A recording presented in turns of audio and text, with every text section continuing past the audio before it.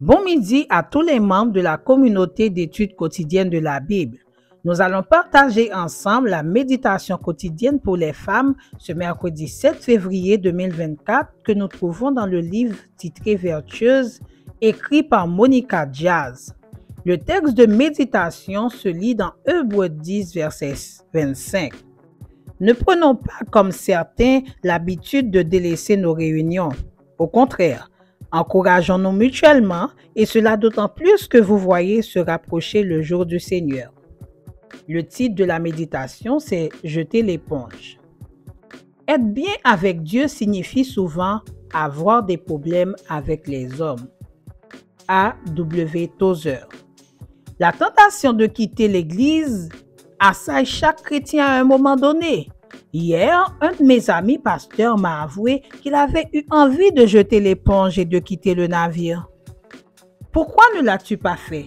lui ai-je demandé. « À cause de bonnes personnes qui sont encore là », a-t-il répondu. À vrai dire, j'ai été très surprise à la fois par son aveu de vouloir partir et par la raison pour laquelle il a décidé de ne pas le faire.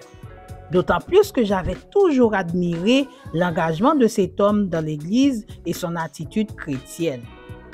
Si vous êtes actuellement à un tournant de votre vie où vous avez envie de quitter l'Église, voici quelques idées à considérer avant de prendre une décision qui, sans aucun doute, changera toute votre existence.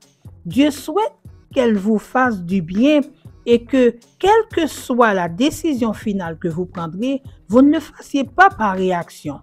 Donnez-vous le temps de réfléchir et de prier. Aucune décision dans la vie ne devrait être prise immédiatement après une déception. Ne laissez pas votre relation avec Dieu passer par le fil de l'Église. La vie spirituelle ne se limite pas à l'Église. En effet, les fondements de l'expérience religieuse, la prière, la lecture de la Bible, la méditation, la solidarité, l'examen de soi sont personnels et privés. Ces activités sont prioritaires et ne peuvent être négligées sans que l'on court certains risques.